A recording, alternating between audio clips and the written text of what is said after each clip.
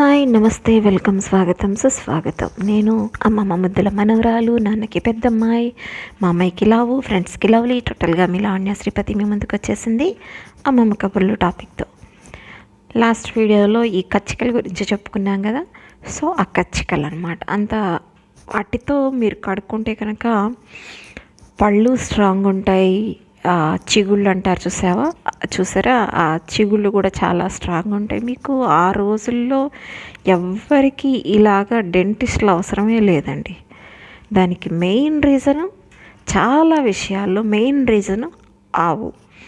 ఎందుకంటే ఈ కౌడంగు, అదే గోమూత్రము, ఆవు నెయ్యి, ఆవు పాలు, ఆవు పెరుగు, ఇవన్నీ చాలా యూజ్ఫుల్ అండి. నేను ఇప్పటి సంగతి చెప్పట్లేదు. అలాగే దేశవాళీ ఆవుల గురించి మాత్రమే చెప్తున్నా, జెర్సీ ఆవుల గురించి చెప్పట్లేదు. జెర్సీ ఆవుల పాల వల్ల నాకు తెలిసినంతవరకు అస్సలు ఉపయోగం లేదు. అప్పట్లో జెర్సీ ఆవులు కూడా లేవు. ఉన్నాయి, ఎక్కడన్నా ఒకటి అరా ఉన్నాయేమో. ఎందుకంటే బ్రిటిషర్స్ దింపేసి వెళ్ళారు కదా. సో ఎక్కడో ఉండొచ్చు.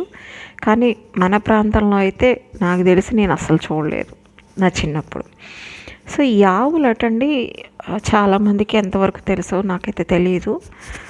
మన ఇంట్లో చాలామంది ఉంటారు కదా, ప్రతి వాళ్ళు ఏదో ఒక టైంలో ఇంట్లో ఆవులు గేదెలు ఉంటే పాలు పితకడము, లేకపోతే ఆ కౌడంగ్ తీసి క్లీన్ చేయడము, ఆవులకి స్నానం చేయడము, బొట్లు పెట్టి పూజ చేసుకోవడము, ప్రదక్షిణం చేయడము, ఏది కాకపోతే అప్పుడప్పుడు కాస్త గడ్డి పెట్టడము, లేకపోతే ఇంట్లో ఉన్న అదేంటి దాని పేరు ఏమంటారు, అరటిపళ్ళు, లేకపోతే కూరగాయలు కొన్ని ఇట్లాంటివి, తోటకూర లాంటివి పెట్టడము, ఏదో చేసే ఉంటారు కదా.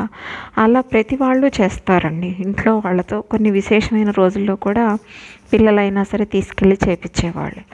ఆవులు సాధారణంగా ఎవరిని పొడవను కూడా పొడవు.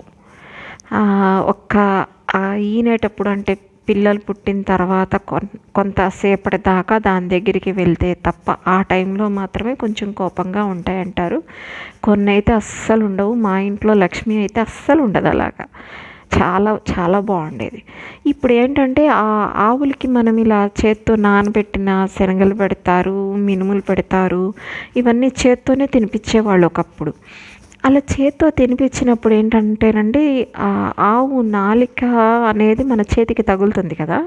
తగిలినప్పుడు వాటికి అర్థమవుతుందిట, వీళ్ళకి ఫ్యూచర్లోనో కొన్నాళ్లలోనో లేకపోతే ప్రెజెంటో ఏదో హెల్త్లో కొంత ఇష్యూ ఉంది అని చెప్పిన విషయం వాటికి అర్థమవుతుందిట. అది పిల్లలు కావచ్చు, పెద్దలు కావచ్చు, ఎవరైతే పెడతారో ఆ ఇంట్లో వాళ్ళు.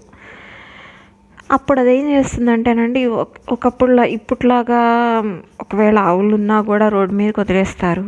అవి ఏంటంటే వాటికి పాపం అన్నీ ఆక్యుపైడ్ ప్రస్తుతం. ఇల్లు కట్టేశారు, ఎక్కడ చూసినా అవని ఇవని మాల్స్ అని, ఎక్కడ పొలాలు, ఖాళీ స్థలాలు, కొండల్ని కూడా వదలలేదు కదా ప్రస్తుతానికి. దీని గురించి మనం తర్వాత మాట్లాడుకుందాం.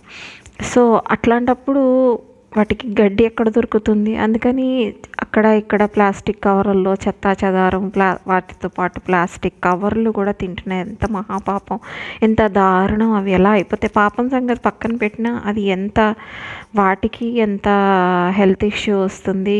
అవి ఆ పాలు తాగితే మనకెంత హెల్త్ ఇష్యూ వస్తుంది, ఇవి ఎవరు ఆలోచించట్లేదు. అందుకే ఈ రోజుల్లో డాక్టర్లు కూడా ఒకప్పట్లాగా ఆవు పాలు తాగమని ఎవరు సజెస్ట్ చేయట్లేదు.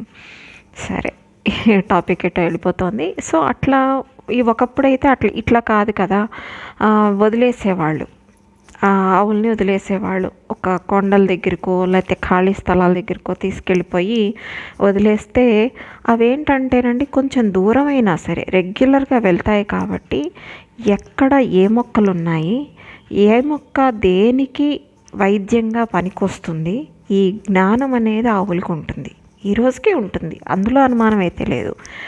సో అవేం చేస్తాయంటే, ఈ చేతుల్ని నాకినప్పుడు వాటికి తెలిసిన ఒక డాక్టర్ లాగా అనమాట వాడికి, చాలా అంతకంటే ఎక్కువగా. జస్ట్ నాలిక అరచేతికి తగలంగానే వీళ్ళకి ప్రాబ్లం రాబోతోంది, లేకపోతే ఉంది, ఇవి తెలుసుకుని ఎవరెవరికి ఏ ప్రాబ్లం ఏ మొక్కతో తగ్గుతుంది అన్న దాన్ని బట్టి ఉన్న ప్రాబ్లమ్ని బట్టి ఆ మొక్కను వెతుక్కుంటూ వాటికి ఆల్రెడీ ఎక్కడుంటాయో తెలుస్తుంది కాబట్టి ఆ మేతకని వదిలేసినప్పుడు ఆ కొండల పైకి ఎక్కి అయినా సరే ఎక్కడున్నా సరే ఆ మొక్కల్ని వెతికి వాటిని తిని వస్తాయి ఆ రోజున. అప్పుడు ఏమవుతుంది, పాలల్లో వాటికి రిలేటెడ్ ఇది మనకి కలిసిపోతుంది. ఔషధం అనేది, ఆ మెడిసిన్ అనేది, ఆ మొక్క వల్ల వచ్చిన మెడిసిన్ అనేది పాలల్లో మెల్ట్ అయిపోతుంది. మెల్ట్ అయిపోయి మనకి పాలలాగా ఇస్తుంది. ఆ పాలు తాగిన వాళ్ళకి ఆ రోగాలు ఉన్నవి తగ్గేవి, వచ్చేవి ఆగిపోయేవి. ఇంత పాయింట్ ఉందండి ఆవుల్ని పెంచుకోవడం వల్ల, ఇంత విశేషం ఉంది. కానీ ఇప్పుడు అలా లేదు కదా, ఇంక మనం ఏం చేస్తాం, పరిస్థితులన్నీ మారిపోయినాయి. సో ఇదనమాట. అందుకని ఏంటంటే ఆవులకి అంత జ్ఞానం ఉంటుంది కాబట్టి అన్నీ పవిత్రం అనేది.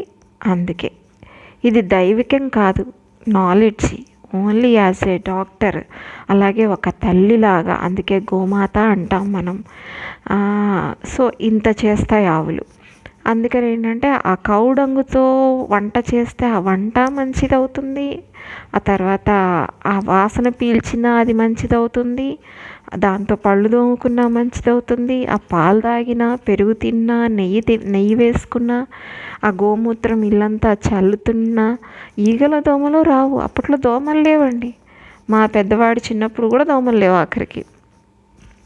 సో ఇవేమీ రావు, ఇంత ఇది ఉంటుంది. అలాగే ఎప్పుడన్నా శుద్ధి చేయాలన్నా ఇప్పుడైతే అందరూ స్టైల్గా వాళ్ళని అడిగి వెళ్ళినప్పుడు గంగ పవిత్రం, గంగాదేవి పవిత్రం నేను కాదని అంటలేదు, కానీ అది మాత్రమే తెచ్చుకొని చేస్తున్నారు. కానీ ఒకప్పుడు అందరి ఇళ్లలో ఆవులు ఉండేవి, ఆ గోమూత్రం మాత్రమే తీసుకుని చల్లేవాళ్ళు. అందరూ గంగ దాకా వెళ్ళలేరు కదా. పైగా ఒకప్పుడు కాశీ వెళ్ళడం అంటే అది ఎంత కష్టం. కాశీలో మాత్రమే గంగ ఉందని కాదు, బట్ కాశీ వెళ్ళడం అనేది, కాశీయాత్ర చేయడం అంటే అప్పట్లో కాలినడకన కాబట్టి అసలు వెళ్తే ఆ వెళ్ళిన వాళ్ళు వస్తారా రారా అన్న భయం కూడా ఉండేదట. ఎందుకంటే అంత అడవులు కదా, సో అవి దాటుకుని వెళ్ళడం అంటే అంత కష్టం కాబట్టి. ఇప్పుడు ఏంటంటే ఈ కాశీ నుంచి ఈజీగా వచ్చేస్తున్నారు, ఆ గంగ నీళ్ళు తెచ్చుకొని చల్లుకుంటున్నారు. ఒకప్పుడు అలా కాదు కదా, ఇళ్ళల్లో ఆవులు ఉండేవి. ఇంకొకటి, వైద్యానికి వాడాలన్నా, ఇంట్లో చల్లాలన్నా మళ్ళీ ఆ గోమూత్రం కూడా ఒక లెక్క ఉంటుంది.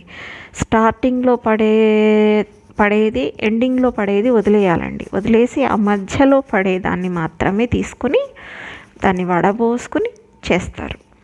దానికి కూడా ఎలా పడితే అలా ఏం చెయ్యరు, అట్లా లెక్క ఉంటుందన్నమాట.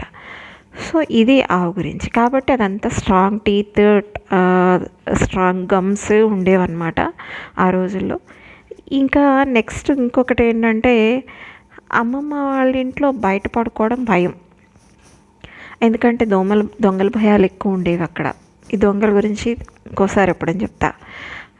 కానీ నాన్నగారింట్లో ఇక్కడ స్థలం ఉంది, అక్కడ స్థలం ఉండేది, బయట ఖాళీ స్థలం ఆయన.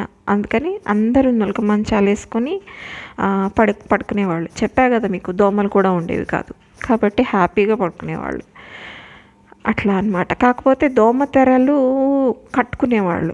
దానికి రీజన్ ఏంటంటే, దోమలు లేకపోయినా చిన్న చిన్న పురుగులు, తర్వాత పాములు కూడా ఉండేవని చెప్పాను కదా, పాములని, తేళ్ళని, గాజు పురుగులు ఇలాంటివి రాకుండా దోమ తెరలు అయితే ఉండేవి, బట్ దోమలు ఉండేవి కాదు. అది. సో ఇంకా నెక్స్ట్ ఇంకేమేమి ఉన్నాయనేది తర్వాత మాట్లాడుకుందాం నెక్స్ట్ వీడియోలో. వీడియో లైక్ చేయండి, షేర్ చేయండి, ఛానల్ని సబ్స్క్రైబ్ చేయండి. Thanks for watching. టాటా.